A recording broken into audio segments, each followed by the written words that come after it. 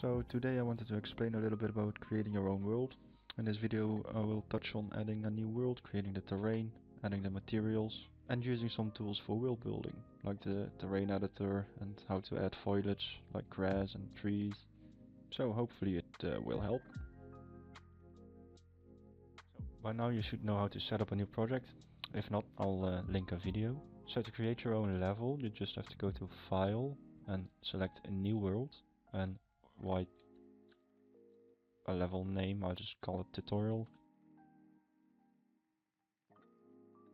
To create the terrain you have to go to your panel, and under tools you will find terrain edit tools, and it should be on setup, and in here you can change the values of how you want your world to be. I usually go by these values, but you can change it how you would like your world to be. So for number of tiles I have 1024, LED either 1024 or 512, edge length 5000, minimum elevation -75, and the maximum elevation 80. It's possible to edit these values later, but it's very prone to crashing, so I wouldn't recommend it. Now just press apply setup and it should start creating the world. This might take a moment. Now that you've created your world, you'll have to add a material which adds the ground texture.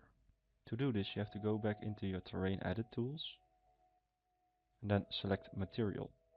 In here you have to add a terrain material, and to do that you have to go to your asset browser or press Ctrl A. I usually use the Novigrad terrain material, which is located under levels Novigrad, and scroll all the way down, and then you have terrain material. Now you have to select the terrain material, so that's blue, but do not double click or open it, and go back to your edit tools and press this green arrow. You should now be able to see a terrain. Sometimes it happens that the camera is under the map, or it's looking up, or you can't find it. Just play around a bit and you'll stumble upon it. But usually it's under, and you can just press Q or hold Q and you go above it.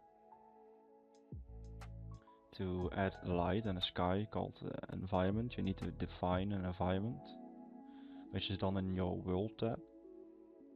And then under environment parameters you have to press this red plus icon, and in here you need to define the environment definition, which can be found in your asset browser. So go back to your asset browser. I usually go for the Novigrad environment, which you can find under environments, definitions, and then environment Novigrad, which you can see there are many more you can try. And in here I usually pick the sunset one. So again you need to select it so it's blue, then go back to the environment definition and press the green arrow. You can also add a weather system, which is under here on the weather template, and in the asset browser you will find it in the engine and then environments. And then you need to look at these 2D arrays, and again I'll just go for the Novigrad one, and then again you should just select it, do not open it, and then add it to your template. So now the world should look a little bit better. To edit your terrain you have to go back to tools and go to terrain edit tools, and then you need to select shape brush, and in here you have all kinds of ways, like rising that makes it go up and down, and flatten that makes it all flat. Kinda speaks for itself. Only the stamp and hole tool will be a different video, because those are a little bit more advanced. So to use any of the tools you need to press the brush, then just click on your level. You can just basically start painting by holding left mouse button, and rise is mainly for raising or lowering. To raise it is basically left click, and to lower it is shift. To increase the radius you just have to scroll your mouse wheel up to increase, and to lower it you have to scroll down. And to increase intensity you need to hold shift and scroll up. and shift and go down. The intensity mainly means how quickly it creates. But for a more advanced explanation on these controls and a workflow, I'll link a recent video from Thibault that goes a bit deeper into these controls. To change the material in your world, you still have to be in the terrain edit tools, and there's a section called material, and in here you will find all the textures that's added. So you basically want to left right click on one of the materials and then go press paint, and you can paint.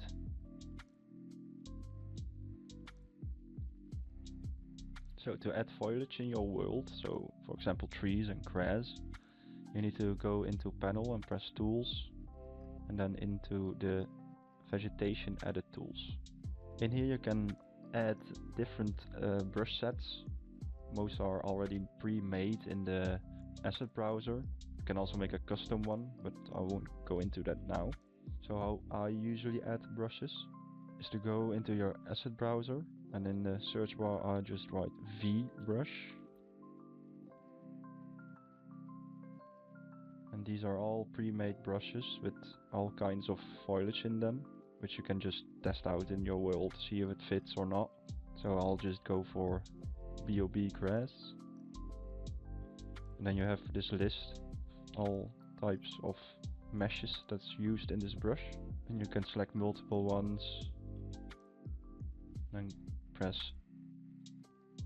paint vegetation. Go into your world. You can basically just draw. It will also conform to the terrain. So if you have like a little higher terrain, it will go over it. So to add meshes into your world, so for example like a building or a fence, you cannot just select a mesh and drop it into the world. You have to create a layer, and in that layer there will be your meshes.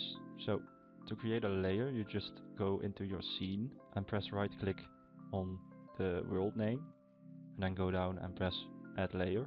Then this opens, you have to name it.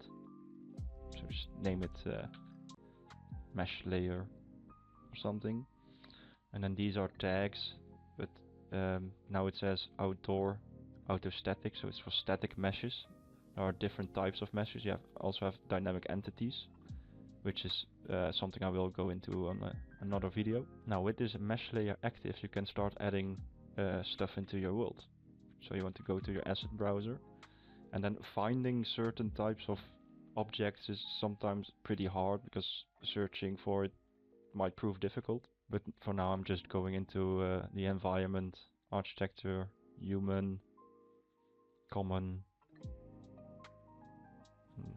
Let's just pick a fence. Then you have these mesh files, and these are these entities, but the mesh files should work. Just drag and drop it. And what you want to do is add static mesh, so it's static, because this one you can still walk through them. Could probably show it. So this one is static. This one is a mesh. So to test it, you just press this controller with the green thingy.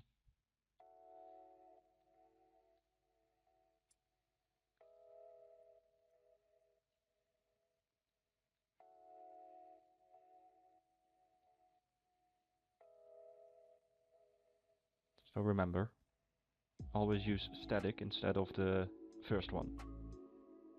So, thanks for watching. It's a pretty basic guide, and with this video and the setup video, you should be able to start messing with REDkit. More tutorials coming soon, and if you have a request, just ask and I'll add it to the list. So, see you later.